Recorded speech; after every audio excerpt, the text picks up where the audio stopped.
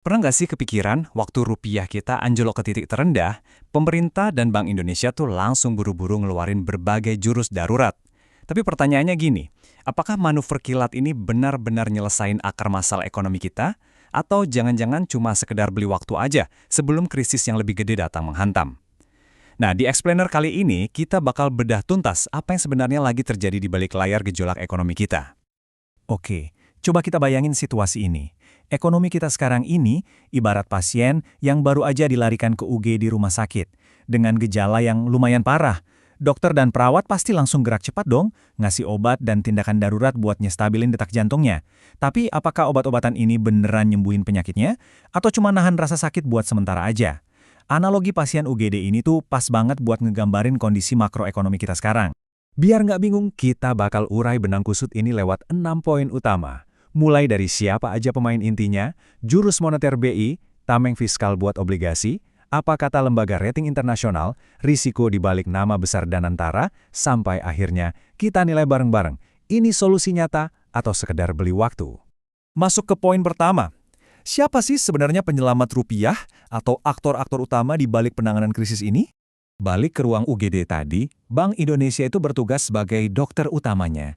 Mereka yang pegang kendali moneter buat nyetabilin kondisi pasien. Terus, ada Kementerian Keuangan sebagai tim pertolongan pertama yang terus nyuntikin bahan bakar fiskal. Di sisi lain, para investor di pasar itu ibarat monitor detak jantung yang nunjukin seberapa besar kepercayaan mereka sama si pasien.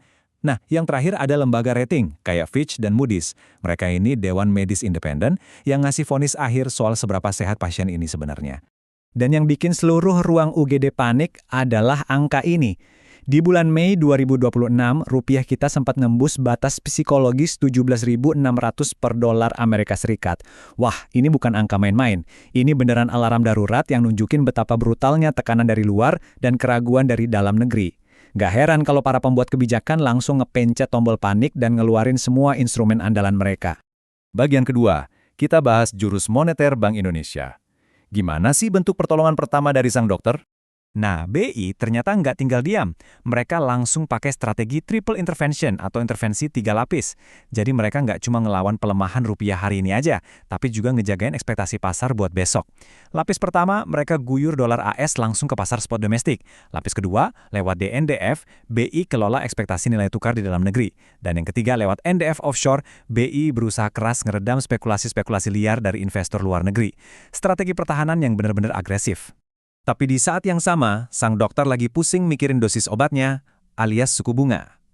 Kalau suku bunga diturunin, kredit emang bakal lebih murah dan ekonomi bisa jalan. Tapi resikonya, investor asing bakal lari cari untung di negara lain dan rupiah bisa makin babak belur. Sebaliknya, kalau suku bunga ditahan tinggi biar rupiah aman, sektor real yang bakal menjerit. Makanya, bagi Anda yang punya bisnis atau lagi nyicil rumah, pasti kerasa banget nih, kredit murah makin susah dicari. Selain urusan suku bunga, BI juga turunin alat berat moneter lainnya. Mereka nerbitin SRBI dan gila-gilaan borong obligasi pemerintah atau SBN di pasar sekunder. Nilainya nyentuh lebih dari 111 triliun rupiah. Belum lagi aturan devisa hasil ekspor yang dibikin makin ketat.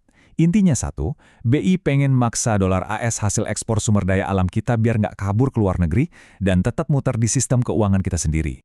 Poin ketiga, tameng fiskal pasar obligasi. Kalau tadi dokternya udah beraksi, sekarang giliran tim fiskal Kemenkeu yang turun tangan. Kemenko langsung meluarin senjata andalan mereka yang namanya Bond Stabilization Fund atau BSF. Gampangnya, BSF ini ibarat tabung pemadam kebakaran buat pasar obligasi. Waktu investor asing mulai panik dan rame-rame buang surat utang kita, kan harganya bisa anjlok dan imbal hasilnya meroket tuh.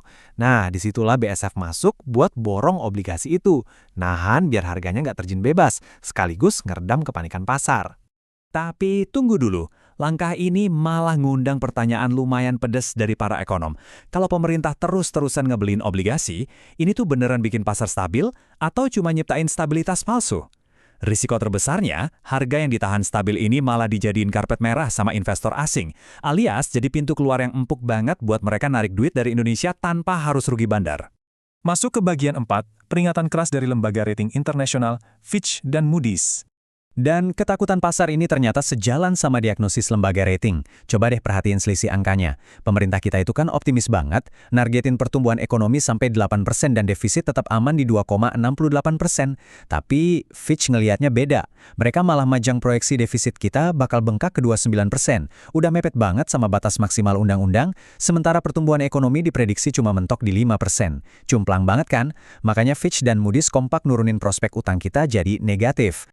Kalau itu belum cukup bikin pusing, S&P ngasih peringatan ekstra soal utang kita. Bayangin aja, lebih dari 15% dari total pendapatan negara kita saat ini, itu murni habis cuma buat bayar bunga utang. Ingat ya, baru bunganya doang, belum cicilan pokoknya. Bagi lembaga rating, ini tuh beban super berat yang bikin ruang gerak fiskal kita makin sempit, apalagi pas pemerintah lagi punya segudang mega proyek yang butuh duit raksasa. Kelima, risiko fiskal dan dana tara. Nah, ngomong-ngomong soal mega proyek raksasa, ada satu nama yang lagi jadi sorotan tajam. Dantara. Ini bukan badan biasa. Dantara ini dipatok buat nyuntikin investasi sampai 26 miliar dolar AS, atau sekitar 1,7% dari total PDB kita di tahun 2026. Duit segede itu rencananya difokusin buat proyek hilirisasi, energi, sampai pangan. Di satu sisi ini emang bisa jadi gebrakan gila buat ngebut pertumbuhan ekonomi. Tapi di sisi lain, angka sebesar ini jelas bawa risiko struktural yang nggak main-main. Risiko yang paling ditakutin itu namanya aktivitas kuasi fiskal. Gini deh, gampangnya. Pemerintah lagi belanja gede-gedean, tapi duitnya nggak dicatat secara terang-terangan di defisit APBN. Jadi di atas kertas, APBN kita kelihatan sehat walafiat. Tapi, Fitch dan Moody's udah wanti-wanti. Kalau investasi yang off-budget lewat dana tara ini sampai gagal atau macet, tebak siapa yang ujung-ujungnya harus nanggung kerugian dan utangnya? Yap, negara lagi. Jadi, sebenarnya lembaga rating itu nggak anti sama pertumbuhan kok. Yang mereka tuntut itu transparansi. Skala proyek dan nantara yang super masif ini, ditambah tata kelola yang dinilai belum jelas, bikin pasar deg-degan. Jangan-jangan, ini cuma cara terselubung buat nembus batas aman defisit 3%. Ketidakpastian arah kebijakan sama komunikasi yang mencela-melence inilah yang bikin fondasi stabilitas keuangan kita gampang banget goyah. Dan kita sampai di bagian ke-6, pertanyaan pamungkas dari semua ini. Apa kita beneran lagi ngasih solusi nyata atau cuma sekedar beli waktu? Jawabannya gini, para ekonom sepakat kalau intervensi kayak ngeguyur dolar atau ngaktifin BSF itu emang wajib buat ngeredam panik sesaat. BSF itu beneran berfungsi layaknya pemadam kebakaran, matiin api yang kelihatan di permukaan. Tapi, kalau kabel listrik di dalam tembok rumahnya masih korslet, ya besok-besok pasti bakal kebakaran lagi. Stabilitas buatan ini nggak bakal ada gunanya kalau korsleting di sistem struktural kita nggak cepet-cepet dibenerin. Terus perbaikannya harus kayak gimana? Ya pasar butuh bukti nyata. Pemerintah wajib tunjukin komitmen fiskal yang benar-benar kredibel, tanpa ada lagi jurus umpet-umpetan anggaran. Komunikasi juga harus satu suara. Tata kelola dana tantara wajib transparan dan ngikutin standar internasional. Dan yang paling penting, kita harus perkuat pasokan dolar di dalam negeri. Pastiin para eksportir itu naruh devisanya di bank kita sendiri, bukan malah diparkir di luar negeri. Nah, ini ninggalin kita sama satu perenungan penting. Nyelamatin rupiah itu ternyata jauh lebih rumit daripada sekedar bakar cadangan devisa atau borong obligasi yang lagi nyungsep. Dengan kondisi global yang makin nggak pasti, bola sekarang ada di tangan para pengambil kebijakan kita. Apakah kita ini lagi sungguh-sungguh memperbaiki fondasi rumah ekonomi kita dari dalam, atau kita cuma sibuk nyiram air hari ini sambil tutup mata nunggu kebakaran yang jauh lebih dahsyat besok? Kritis melihat data adalah langkah awal memahami realita. Sampai jumpa di pembahasan selanjutnya.